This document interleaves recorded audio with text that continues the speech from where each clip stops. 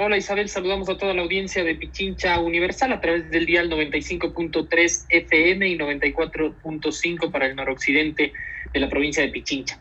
Hoy es viernes 20 de noviembre de 2020 y siendo las 6 de la tarde con 4 minutos iniciamos Frente Radiosa, porque la política no es karma, sino democracia. Hablamos de frente. Les recordamos que esta es una coproducción de Ecuador para Largo, el Foro de los Comunes. Aquí sí hay texto y registro Aurora. Pueden encontrarnos también en nuestras redes sociales, Facebook, Twitter, Instagram, Spotify e iVoox como Frente Radiosa. Agradecemos también a Línea Dura, medio de comunicación digital ubicado en Nueva Jersey, quien retransmite Frente Radiosa para la comunidad migrante en Estados Unidos. A Ronnie por la coordinación técnica desde los estudios centrales de la radio y a todo el equipo de producción del programa. Esta tarde nos hemos propuesto conversar sobre las derechas y sus modos de operación política. Para ello nos acompañan Franklin Ramírez, sociólogo y profesor de Flaxo Ecuador. Está también con nosotros Paulina Recalde, también socióloga y amiga de esta casa. En los últimos años, la derecha ha ganado especial protagonismo en Ecuador y la región, y no solo por haber alcanzado el poder político por la ventana, para nuestro caso, sino también en términos de que poderosos sectores han concentrado y capturado carteras de Estado fundamentales, como el Ministerio de Economía, Finanzas, por aplicar su plan de ajuste. Por otro lado, con la cara visible de la ministra Romo, el régimen ha desarrollado una estrategia de gobernabilidad y asedio caracterizada por el reparto y el miedo, respectivamente. Esto último fue instalado y expandido por la articulación de las Fuerzas Armadas, la Policía Nacional, parte del aparato judicial, medios de comunicación tradicionales y plataformas digitales, así como por la inteligencia gubernamental. Pero más allá del ámbito estatal, no es menos cierto que los lineamientos generales del discurso oficial han sido también replicados por poderosas organizaciones de la alta sociedad civil, especialmente sobre temas como el combate a la corrupción, la defensa de la democracia y el rechazo al ejercicio del derecho a la resistencia. Para citar otro ejemplo, el veto al COS durante este año, así como el rechazo al aborto en 2019, se ha valido del apoyo y movilización de las iglesias católica y evangélica, instalando la necesidad de combatir la supuesta imposición de una ideología de género. La derecha de esta forma se constituye de fuerzas sociopolíticas más grandes y amplias que solamente las élites económicas, y sus objetivos son más diversos que el de imponer una forma específica de organización económica. Esto muestra que, para analizar de alguna forma su accionar, no es posible insistir solo en la cuestión neoliberal como un régimen de acumulación. Los distintos brazos de la derecha desgastan a sus adversarios, legitiman sus agendas y capitalizan su poder con el despliegue de distintas estrategias a distintas bandas.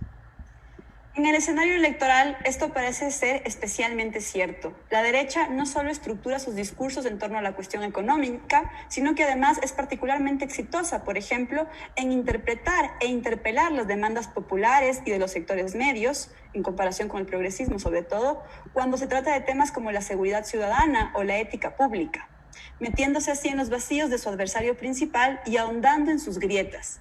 La derecha le habla y a veces logra representar a sectores más amplios que los que conforman sus jefes de clase. Ahondar en estos asuntos es ahondar en el ser y la forma de operar de uno de los dos grandes polos de acumulación política en nuestro país. ¿De qué hablamos entonces cuando hablamos de derecha? ¿Por qué hacemos hincapié en la derecha y no en las élites? ¿Quiénes forman sus filas? ¿A qué público y cómo le hablan? ¿Qué receptividad en los sectores medios y populares hay frente a sus planteamientos? ¿Cómo golpean a sus detractores y acumulan fuerzas? En definitiva, ¿cómo hace política la derecha? De esto y más hablaremos hoy en Frente Radiosa. Política de frente, porque la política es cambio y conflicto.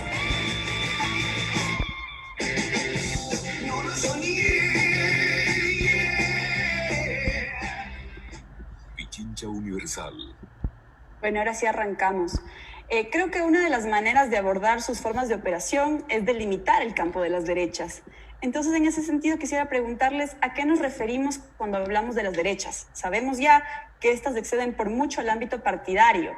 Entonces, y basándonos en la coyuntura actual ecuatoriana, ¿cuáles son los otros rostros de las derechas? Franklin, bienvenido, comenzamos contigo.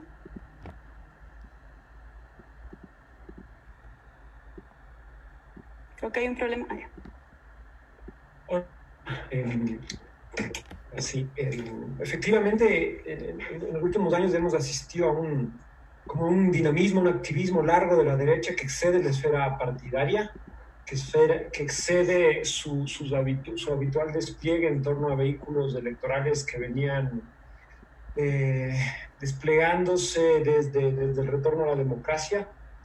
A pesar de aquello, en el análisis no se sitúa con claridad las líneas de transformación y de continuidad de este despliegue de las derechas.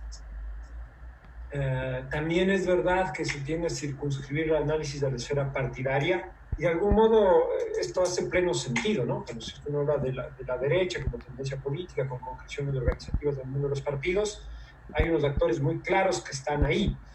Resulta más problemático hablar del despliegue de las fuerzas y de los actores de la derecha en la sociedad civil y nombrarlas desde esa categoría. Es decir, una cosa es decir, creo, Partido Social Cristiano está en la derecha, y otra cosa es decir, tal medio de comunicación, tal ONG, tal fundación son la derecha política actuando, etcétera, etcétera, ¿no? Me parece que, sin embargo, esto es lo que está aconteciendo, que hay una red, un campo multiorganizacional, ¿no? Una red amplia que va desde el sistema político a la sociedad civil, medios de comunicación, el aparato educativo, universitario, una capacidad de ocupar la calle también, y que todo esto trabaja, se activa como una constelación de agencias sociales y políticas que tienen unos cascarones visibles a la hora de la disputa electoral. Pero que es fundamental desde una perspectiva crítica, amplia, entender esas conexiones amplias de lo que se expresa en el campo de la derecha, es decir, la derecha como actor político, pero también como fuerza social y cultural, ¿no? Con capacidad de producir una narrativa, unas visiones del mundo, una ética. Entonces me parece que el reto del análisis es observar todo ese campo, pero distinguiendo niveles de actuación y tipos de actores que están atrás de esas esferas de actuación. Gracias, Franklin. Paulina, ¿cómo delimitarías tú el campo de las derechas, tomando justamente en cuenta lo que mencionaba Franklin? No solo son una fuerza política, sino que son una fuerza social y cultural. ¿Cuáles son los rostros o los actores en los que hoy por hoy podemos identificar a las derechas o a la gran derecha acá en el Ecuador? Bienvenida. Gracias. Bueno, hola con todas, con todos los que nos escuchan. Hola, Yura, Isabel, Franklin. Yo creo que hay que empezar además leyendo en términos de tiempo, cuando empieza a tomar forma más claramente la presencia de las derechas.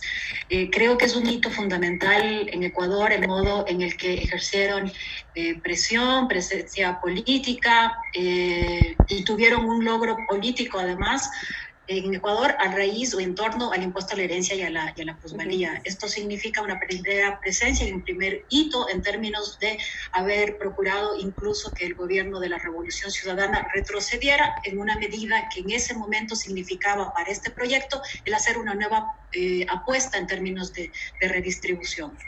Hay que tomar en cuenta también que creo Guillermo Lasso perdió, pero con muy poco, las elecciones presidenciales de 2017 y esto daba cuenta ya de un vigor electoral. Ahora, ¿en qué contexto está sucediendo este despliegue de las derechas? Lo primero que hay que decir es que es una derecha que está gobernando, pero que está gobernando por asalto. Está gobernando por asalto y que ahí hay un primer rasgo importante y una primera señal en términos de confluencia de actores que mencionar.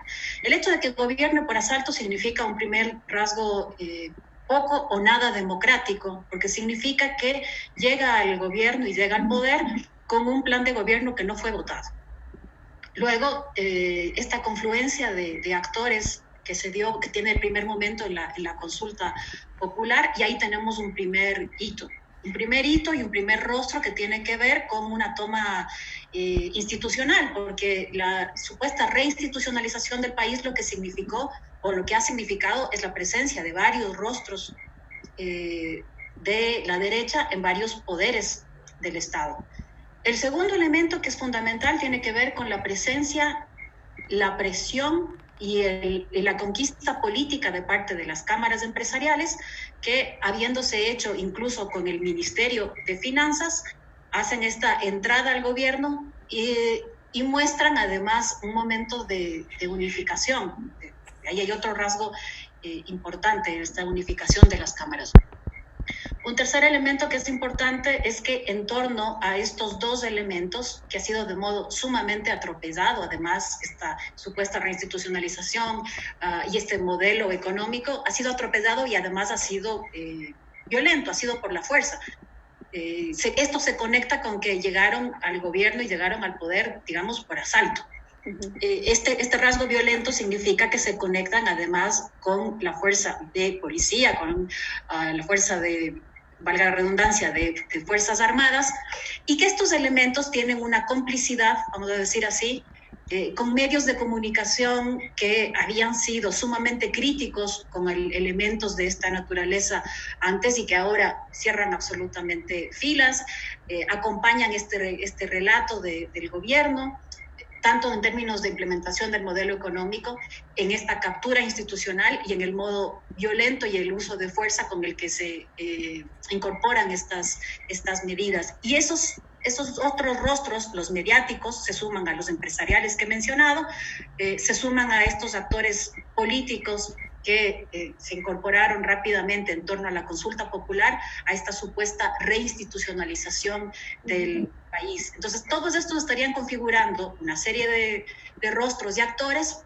y estarían, o trato ahora de deslizar algunos de los elementos que configuran o que caracterizan el modo en el que la derecha está gobernando. Luego podemos hablar del ámbito de lo electoral, que además ha implicado un elemento que no es menor. La primera vez, yo diría desde el Frente de Reconstrucción, del llamado Frente de Reconstrucción, cuando triunfó Febres Cordero, probablemente la primera vez que haya una candidatura con semejante confluencia de poder político electoral y de apoyo de grupos empresariales y económicos a la candidatura de Guillermo Lasso. Gracias, Paulina. Franklin, un poco para, de alguna manera, retomar algunos de los elementos que ha puesto Paulina sobre la mesa. Digamos, ha traído a colación la cuestión, por ejemplo, del lugar de las cámaras y su expresión corporativa dentro de esta suerte de recuperación institucional o de la promesa de recuperación institucional después del momento progresista en el país. Ha traído a colación también digamos, la dificultad, esta suerte de superación de la dificultad de división intraélite para expresarse políticamente y llegar, o de alguna manera ampliar su espacio de influencia en el poder político. Ahora, de alguna manera esto coincide con la tesis que desde hace algunos años se ha posicionado no solo en el país, sino en la región de unas supuestas nuevas derechas, ¿no? Quizá con la expresión del caso de Macri en Argentina, digamos, cobra fuerza esta idea de que hay una suerte de cara nueva de la derecha que tiene formas nuevas y que, como planteaba Isabel en el inicio, quizá terminaba siendo solo una cuestión de pantalla. ¿Qué criterio tienes sobre lo planteado por Paulina hasta ahora? Sí, yo quisiera como retomar, o sea, recuerdo que hay un artículo del año 86, 87, no, perdón, 96, 97, en la revista Ecuador Debate de Alexis Naranjo, que es un trabajo de los pocos y pioneros sobre el análisis de los gremios como actores políticos, ¿no? De los gremios empresariales como actores políticos, donde se empieza a trabajar los gremios empresariales, la Cámara de Comercio de Guayaquil,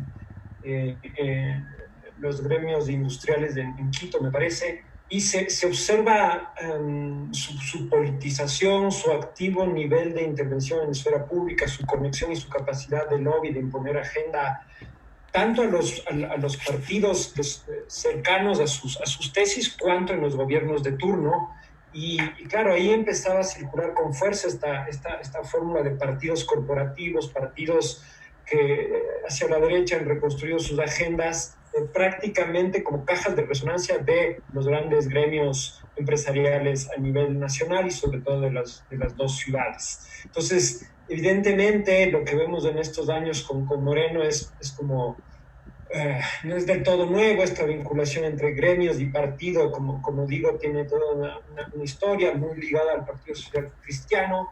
Me parece que algunos rasgos de la novedad con la que tratamos de ver a la derecha, falta investigar mucho más, pasa por la ampliación de ámbitos de despliegue, ¿no? Está claramente la vinculación entre gremios de interés económico y agendas de los partidos políticos está dibujada ahí.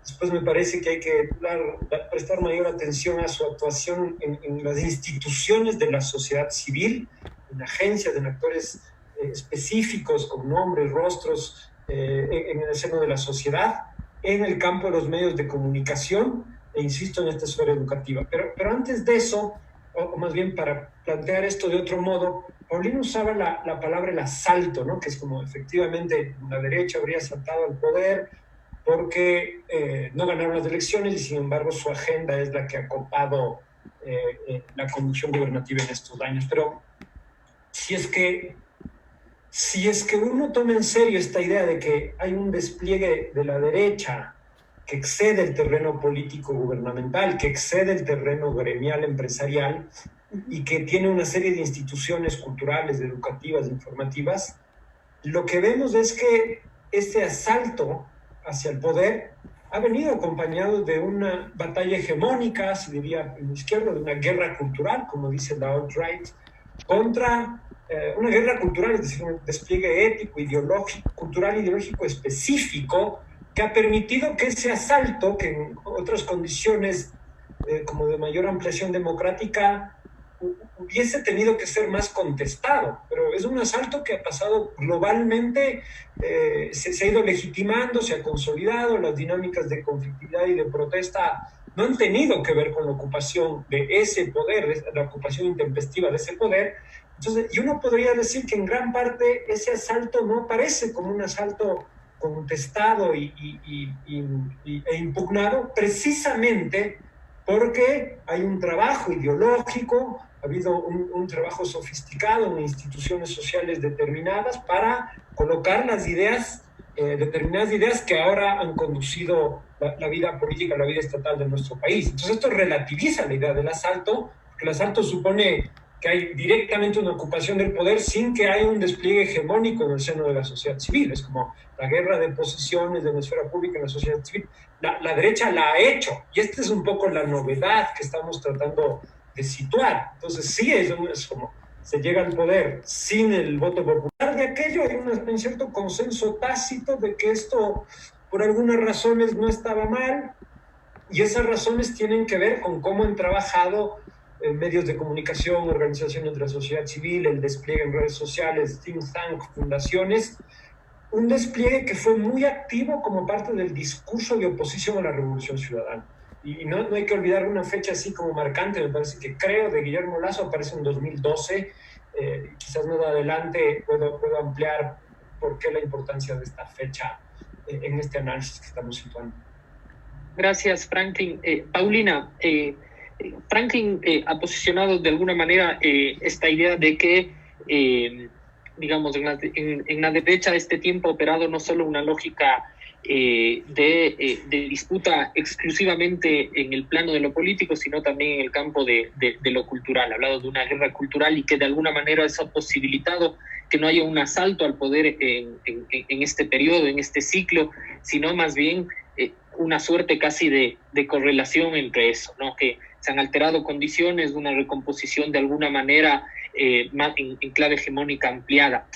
Ahora, para situar o para brindar un ejemplo de lo que ha planteado Franklin, quisiera hacer colación, por ejemplo, a una de las menciones que este sujeto identificado como el ideólogo o parte del equipo asesor de Creo, que han mencionado ustedes dos, Aparicio Caicedo, director de uno de los think tanks de Guillermo Lasso y con conexiones a nivel internacional, se ha referido constantemente, por ejemplo, a los hechos de octubre de 2019 y a los líderes del estallido popular de ese octubre como el Ku Klux Klan andino o criminales con coartada ideológica. En ese sentido, ha rechazado frontalmente, por ejemplo, el juicio político contra Romo, ha tratado de dotar, de tanquear una defensa evidenciando un quiebre entre el bloque popular, las fuerzas que se movilizaron,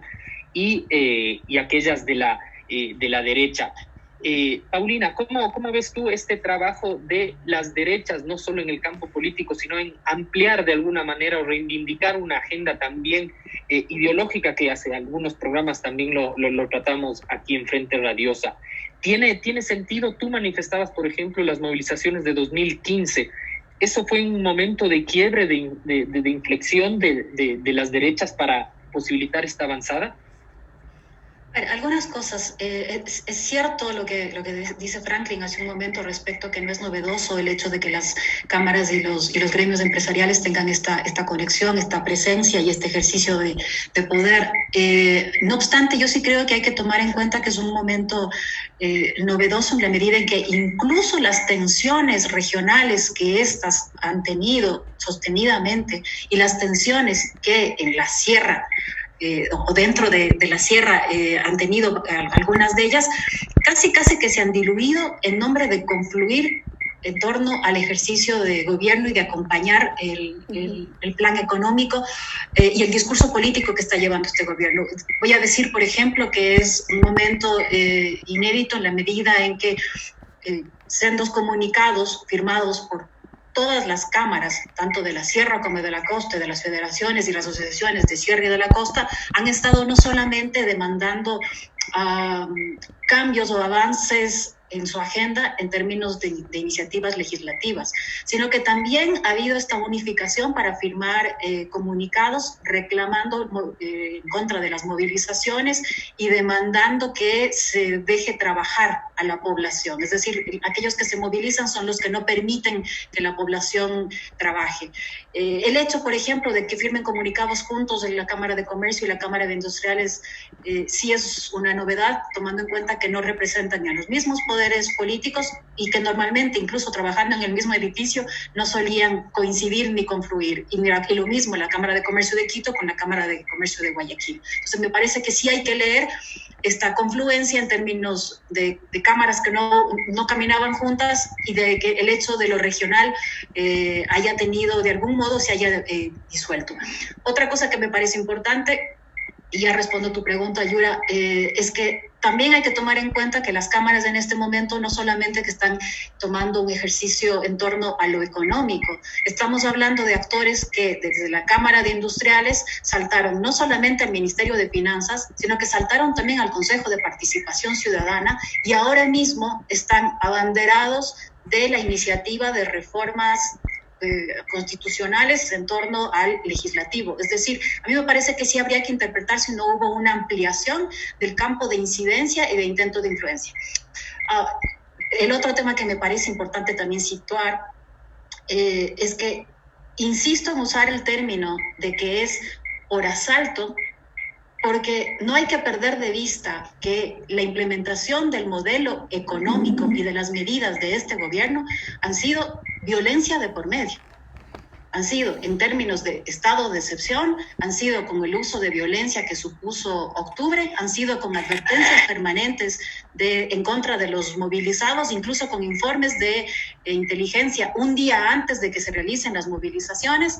Entonces, insisto en el término del asalto porque no significa solamente el hecho de que haya sido por sorpresa la implementación del plan de gobierno, sino de que es de espaldas a la población y a través del uso de la violencia que se ha hecho esto.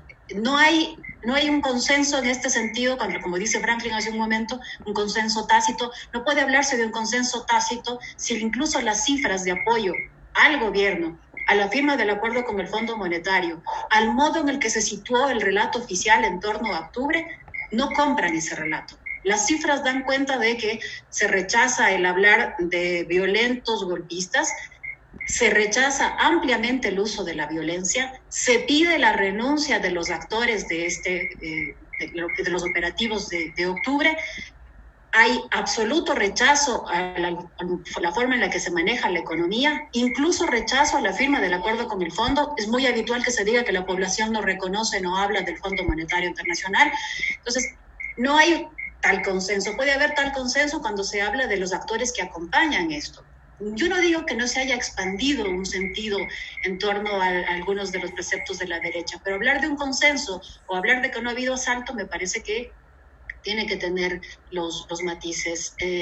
Sí, es importante lo que sucedió en torno al impuesto a la herencia y a la plusvalía, porque no solamente que significó el retroceso de esta medida de parte del gobierno, sino que significó que población que no sufría en estricto rigor el impuesto a la herencia y a la plusvalía, por un sentimiento incluso aspiracional, o por sentir que esa era una posibilidad de protesta frente a otros rasgos del gobierno que le eran molestos, la posibilidad de reelección. Recordemos que la población, cuando acudió a las Shiris, a la protesta, también hablaba en contra de la reelección.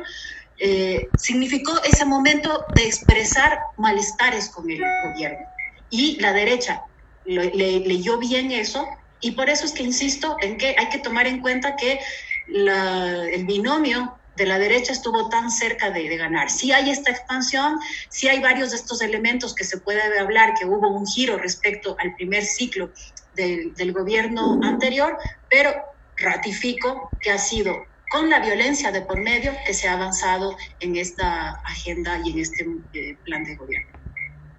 Gracias, Paulina. Nos vamos a una pausa y en breve volvemos con más de Frente Radiosa. Atención, si vas a conducir o ya circulaste por la autopista General Rumiñahui o por la vía Intervalles, tienes dos opciones de pago del peaje: activar tu dispositivo TAC o acceder a la opción postpago. Para eso, debes seguir los siguientes pasos. 1. Regístrate y llena el formulario en la página www.pichincha.gov.es. 2. Adquiere el dispositivo o efectúa el postpago en las oficinas del peaje ubicadas en la vía Intervalles, en el edificio del gobierno de Pichincha, en los supermercados Aquí, Gran Aquí, Supermaxi, Megamaxi o en la red de parqueaderos Urban Park y en la red de servicios Facilito. Recuerda que ahora los peajes de la autopista General Rumiñahui y de la vía Intervalles están automatizados. Gobierno de Pichincha. Autorización número 01460, CNE, Elecciones Generales 2021. Porque la música también revoluciona, te toca y detona emociones y sensaciones. Pavel Muñoz, conductor de Frecuencia Política, te invita a escuchar el programa Al Sur del Cielo, todos los viernes a las 20 horas por la señal de Pichincha Universal.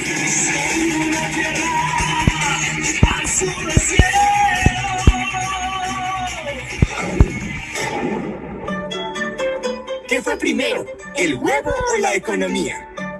Hola, soy Giovanni Manosalvas, uno de los coproductores del programa ¿Qué fue primero, el huevo o la economía? Y estoy aquí para invitarte a escuchar el programa Entre Telones. Oiga, pana, tengo algo que le puede interesar. 1, 2, 3, va. Un encuentro con el cine, el teatro y las artes escénicas. En estas cosas, si una se lanza, tiene que llegar hasta las últimas consecuencias. La cita entonces es todos los viernes de 19 a 20 horas. Por Pichincha Universal, por Pichincha Universal. Arrivederci, au revoir, e qui.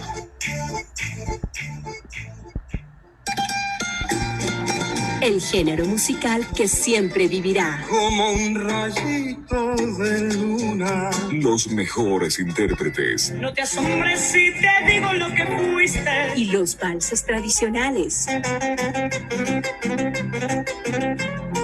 Todos los domingos a las 6 de la mañana. Si tú me dices ven, lo dejo todo. Yo no soñé.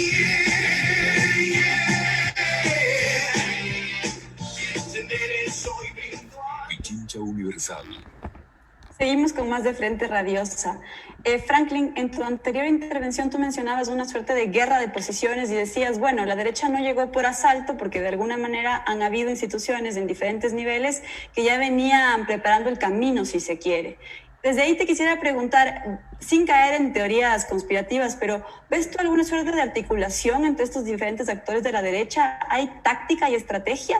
Porque evidentemente está la alianza Creo-PSC, por ejemplo, pero también vemos otros encuentros. El famoso portal Periodismo de Investigación, que actúa de manera muy cercana con la Fiscalía, por ponerlo en términos amables.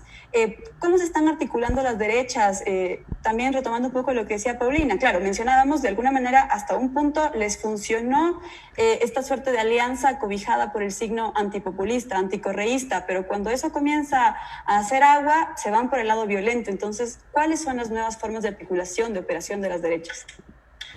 Todo ejercicio político, gubernativo, articula coerción y consentimiento, ¿no? Eso es la hegemonía y nunca hay un despliegue puro salvo en regímenes totalitarios. Entonces, no es o violencia o consenso, ¿no? Efectivamente, la voluntad popular fue violentada en 2017, pero esa ocupación súbita del poder ha tenido cierto grado de legitimación porque ha existido un trabajo cultural, discursivo, ideológico previo.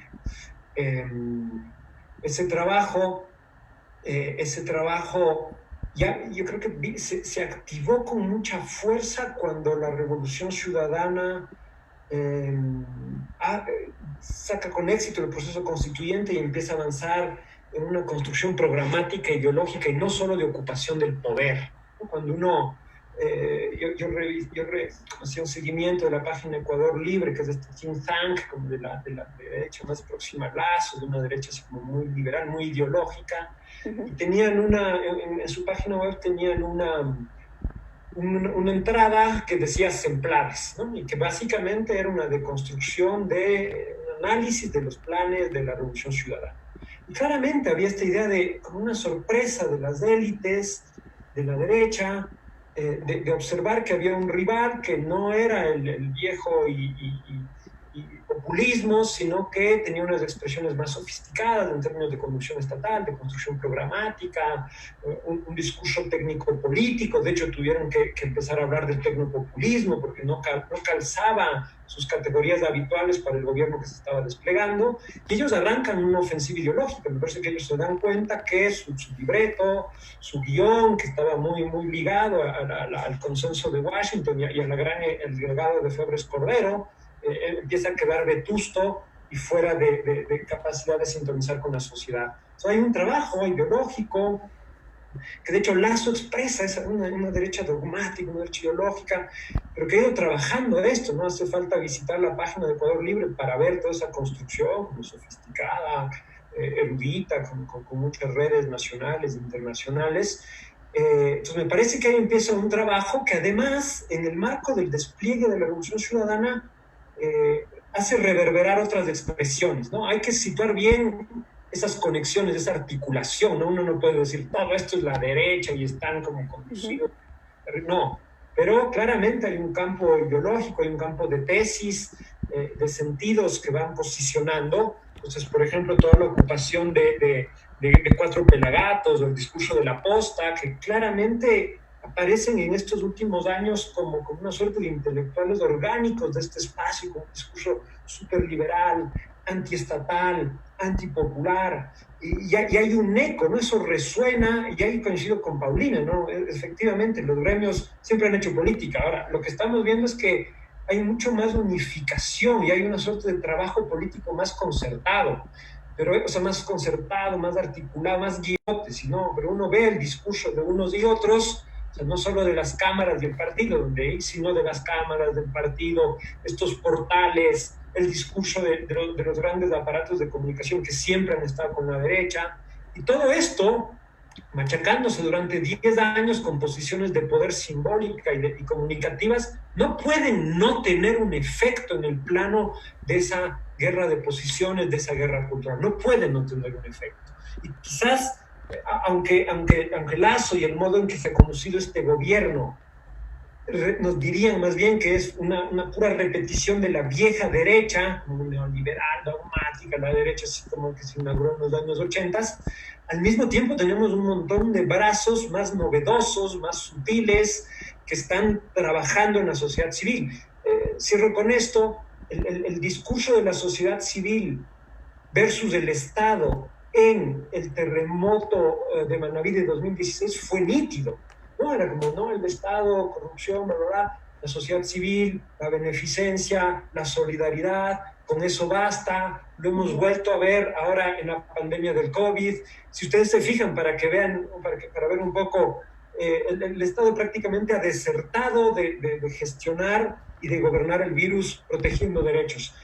Se ha legitimado esta idea de cada quien que se cuide, y se ha legitimado la intervención de grandes fideicomisos financiando universidades privadas, y eso prácticamente no está siendo contestado. Pues está bien, Moreno tiene pocas cifras, poca popularidad, pero eso no significa que finalmente sean modos de intervención social legitimados, que toman cuerpo y que están operando ahora en el gobierno del virus, donde vemos una articulación entre fideicomisos bancarios, universidades privadas y una concepción de la pandemia asociada a libertades individuales, mantener activa la economía y no una intervención fuerte del Estado para garantizar la salud pública. Este es un terreno clarísimo donde vemos operando a actores de un distinto nivel, actores que, según mi hipótesis, prepararon una ofensiva ideológica, cultural y organizacional en el marco de la expansión hegemónica de la Revolución Ciudadana. De acuerdo, importantísimo esto que dice sobre el hecho de que el Estado se retrae y de alguna manera instituciones como universidades privadas son quienes asumen esta función social del Estado, si se quiere. Paulina, Franklin ha hablado de un despliegue guionizado, concertado y sobreideológico en ciertos aspectos. Y tú también en otros espacios has mencionado que, como nunca, estamos viendo un momento de unificación de las élites, de las derechas. ¿Cómo lo sostienes? ¿Cuáles son las formas de articulación que tú ves dentro del campo de las derechas? Sí, yo concuerdo en que evidentemente nunca hay esto de modo espontáneo y que tampoco es siempre y solamente violencia de por medio. Efectivamente, yo creo que no es casualidad el hecho de que estos lugares que he mencionado, tanto el Ministerio de Finanzas, Consejo de Participación Ciudadana, BID, y también esta iniciativa incluso de reforma constitucional hayan sido o están siendo abanderados por actores de la Cámara de Industrias Producción. No es casualidad, porque justamente puede ser una de las cámaras que más atentamente leyó lo que sucedía en el ciclo de gobierno pasado, que tenía una articulación y una preparación de discurso y de agenda más sostenida y más elaborada que la de otras cámaras. No es casualidad que hayan sido justamente ellos quienes estuvieron encabezando la llamada Agenda de Ecuador 2030, que generaba toda una mirada a largo plazo económica, social y políticamente para Ecuador. De hecho, es sintomático que cuando el presidente Moreno fue al lanzamiento de la Agenda Ecuador 2030, casi que se disculpó por el plan económico en este evento. Dijo, palabras más, palabras menos, que había que revisar algunas de las medidas o algunas de las iniciativas que se habían presentado en el legislativo, y que felicitaba a la Agenda Ecuador 2030. Esto significa que hubo todo un trabajo y una elaboración y un modo de proyectar y de pensar el país. Lo que sí es cierto, me parece a mí, es que esta implementación, que ha sido además de radical en términos de cuán rápido ha avanzado el ajuste económico en Ecuador, creo que en buena medida se ha ido radicalizando, ya no solamente en términos de la profundidad y no solamente en términos de la velocidad, sino que se fue radicalizando en la medida en la que sí se fue encontrando de a poco, y sobre todo en torno a octubre, una ampliación de la oposición a esto. Es decir, en un momento se concentraba el actor oposición en la llamada Revolución Ciudadana. Y en la medida en que la Revolución Ciudadana era el correísmo corrupto, entonces era la posibilidad de avance un poco más rápido. En la medida en la que permanentemente juicios, denuncias de por medio se procuraba este arrinconamiento. Recordemos que para las elecciones seccionales también ya había tenido problemas con el movimiento político. Es decir, parecía que era un actor que se podía más o menos gestionar y que tenía sobre todo contrapeso en el legislativo. Pero a raíz de octubre esto se hace evidente que es una ampliación de la oposición. No fue precisamente la Revolución Ciudadana la que encabezó los 10 días de movilización. Arrancó con movilizaciones el primer día, pero no estuvo a la cabeza.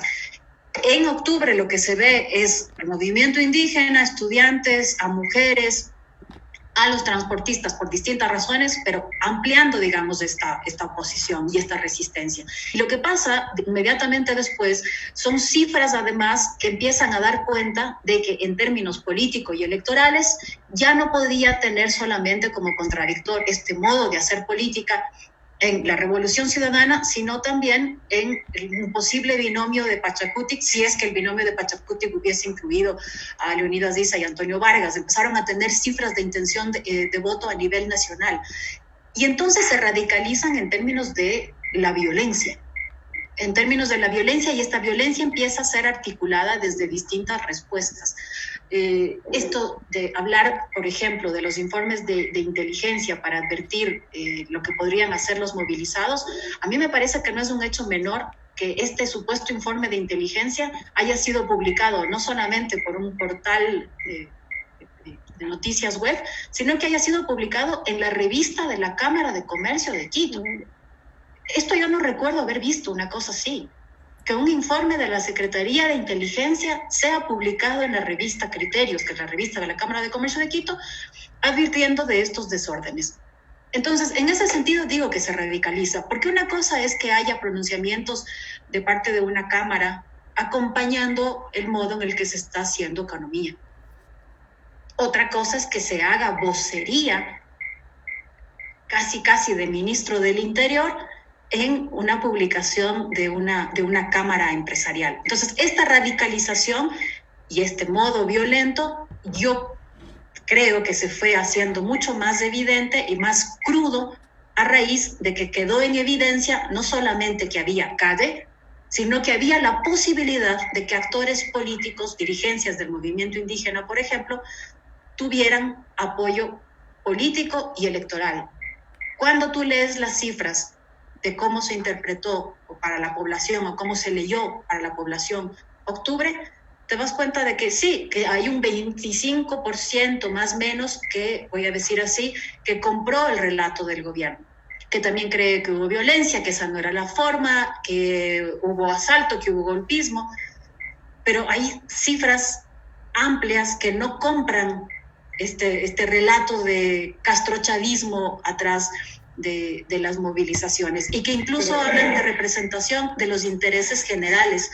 Eso significa que hay otros modos en los que se tiene que acompañar esto o los que se tiene que neutralizar esto porque no calza para la población este relato oficial. Sí, pero Franklin, querías acotar antes de... Sí, me parece clave que hay que diferenciar la actuación de la derecha, de las cámaras, de los medios, etcétera, como parte del bloque de los instrumentos que operan junto con el gobierno, del bloque político gubernativo, que eso es claro lo que ha hecho Paulina, de un despliegue de las derechas o de la derecha que exceden su actuación como pararrayos y soporte gubernativo.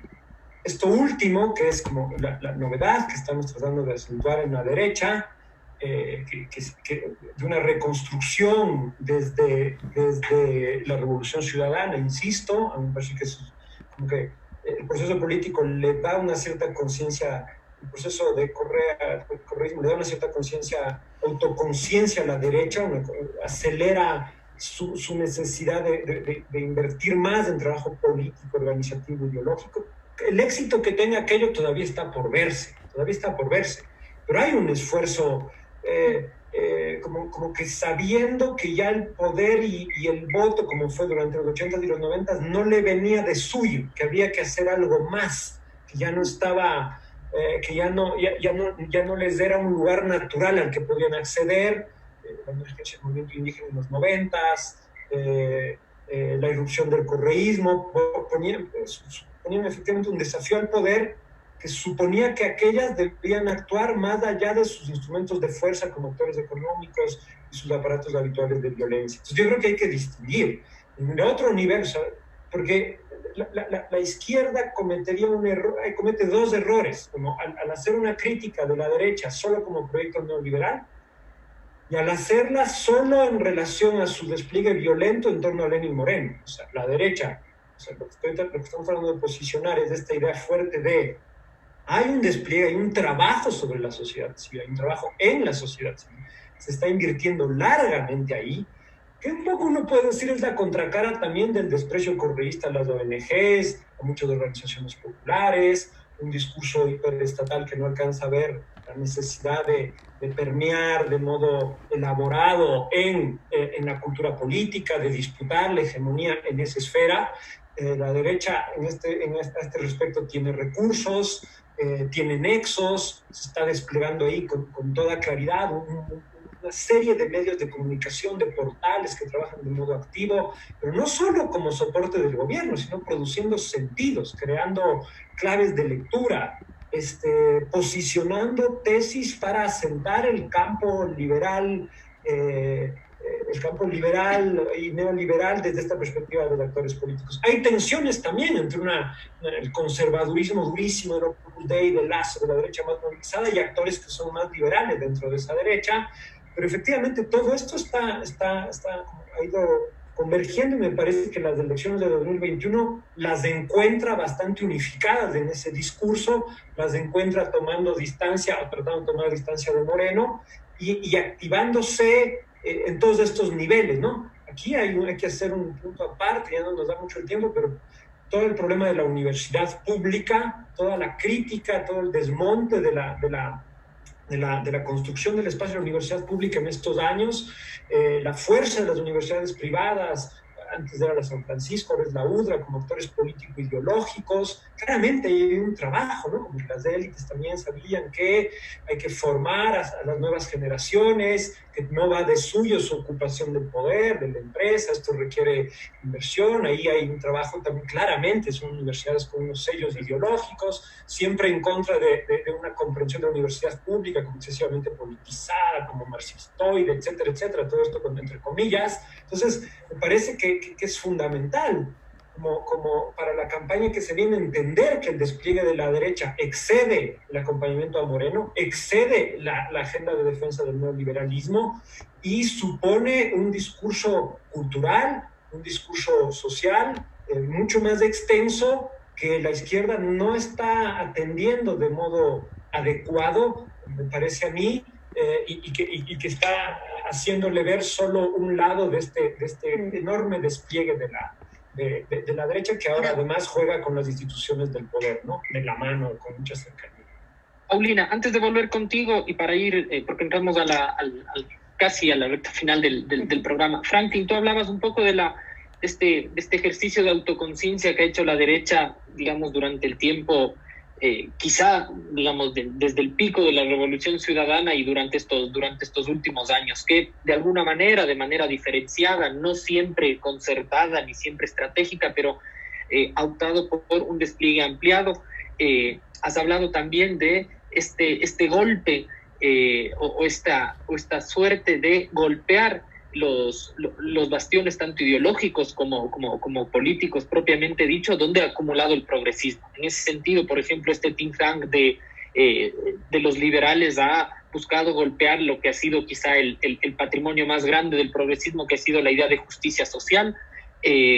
Ha insistido con la idea, por ejemplo, del orden que está teniendo hoy en condiciones de precarización generalizada de la vida, más aceptación. Ahora, de alguna manera esto no opera necesariamente articulado entre la expresión político-electoral y la disputa y el campo cultural que tú bien planteabas.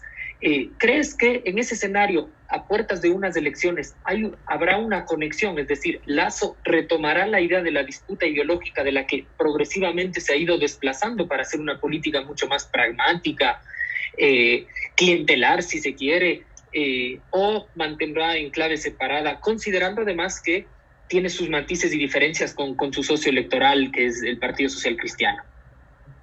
La tesis que hemos venido proponiendo respecto a una derecha radicalizada, que es como uno de los resultados de la gestión de Moreno, es esa radicalización de la derecha, pero de una derecha que no venía desnuda ideológica y programáticamente.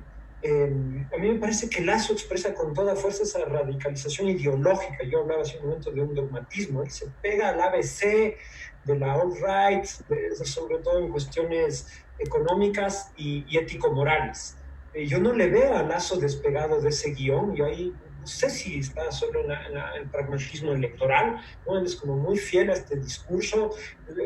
Vimos a un Nebot mucho más pragmático en los últimos años, por eso como parece como un desliz quizás del último de su vida política, su cercanía a Lasso, pero vemos, a mí me parece, la pregunta es hasta qué punto la construcción ideológica, sobre todo de Creo, le va a permitir al candidato mayor plasticidad, mayor flexibilidad de cara a los discursos con sus audiencias en esta campaña. Me parece que por lo pronto tenemos una derecha muy ideológica, muy dogmática, muy radicalizada, como efecto de su ocupación violenta del poder, en efecto, pero vamos a ver si es que tiene mayor pragmatismo. Pero sí lo que veo es que hay un trabajo de instituciones educativas, comunicativas, de aparatos de intelectuales orgánicos que están claramente alineados en esta órbita. Y esto ya se está trabajando. No hace falta que haya una articulación orgánica, pero hay un trabajo en red. Me gusta esta idea de un campo multiorganizacional que trabaja para la acumulación política de Lasso, lo cual le vuelve una constelación poderosa en estas elecciones que no se está observando a cabalidad. Sus adversarios no lo están haciendo. Gracias. Paulina, para complementar la acotación que querías hacer antes a lo que ha expresado Franklin, sin duda estamos a puertas de un escenario electoral y obviamente la derecha con todo, digamos, con todas las herramientas de las que ha podido hacerse y valerse durante este tiempo, parece que no está tampoco en una situación muy cómoda. Obviamente han empezado el momento de cifras, también de especulaciones y tal. ¿Qué puede esperarse de una campaña electoral en la que la derecha, con toda la acumulación que ha podido generar durante este tiempo, viéndose y sintiéndose como también la continuidad de este gobierno, entre comillas, radicalizado en términos de ajuste y violencia, parte con la posición más cómoda en esta campaña? ¿Qué puede depararnos febrero? Sí, bueno, respecto a lo que decía hace un momento Franklin, al despliegue de Creo y de Guillermo Lasso con fundaciones y demás, esto no es nuevo. Creo que esto fue precisamente lo que le permitió a Guillermo Lasso llegar como llegó en 2017, no ha parado su campaña electoral. Lo que es nuevo es esta unificación y esto de que haya terminado incluso está amigablemente con Jaime Nebot. Esto no es un tema menor, porque más allá de que los dos se den o no se den la mano, que no es un hecho menor, significa que los actores de estas dos fuerzas estén confluyendo. O sea, subirse a la misma moto no es un hecho menor en términos de poderes políticos, económicos. Ahí está la novedad. Y la otra novedad que creo que sí hay que mencionar son dos cosas más. Es que en esta alianza se radicaliza un partido y un actor político que había estado dándonos o queriendo darnos señales en el último tramo de querer correrse un poco más al centro. Me refiero al Partido Social Cristiano y a Jaime Nebot. Esto termina licuándose. Esta intención de tener una postura, incluso en términos de derechos de mujeres, por ejemplo, teníamos a un Jaime Nebot hablando de despenalización del aborto por violación. Esto de algún modo termina licuándose si es que apoyas a un binomio de Opus Dei. El propio Jaime Nebot tiene un discurso cada vez más radical también. El discurso del 9 de octubre pasado da cuenta de eso. Entonces se radicaliza y se corre mucho más. Y yo diría que quizás esto tiene doble lectura. ¿Es un vamos por más o es una reacción en medio de la constatación y el temor de la ampliación de los actores de oposición a este modelo? Porque yo diría que es casi contraintuitivo que tengan una postura tan radical. Contraintuitivo, ¿por qué? Porque si tú miras las cifras, contrarias al modo en el que ha manejado el plan económico este gobierno, más allá de Moreno, al modo de gobierno. Si es que tú miras las cifras, si tú miras la resistencia y te das cuenta de que no es un modelo y un plan económico que está teniendo mínimo ningún apoyo, ¿por qué insistes por ahí e incluso te vuelves más radical? Es contraintuitivo. Uno diría que tendrían que haber dado algún giro a este tipo de plan económico y a este plan de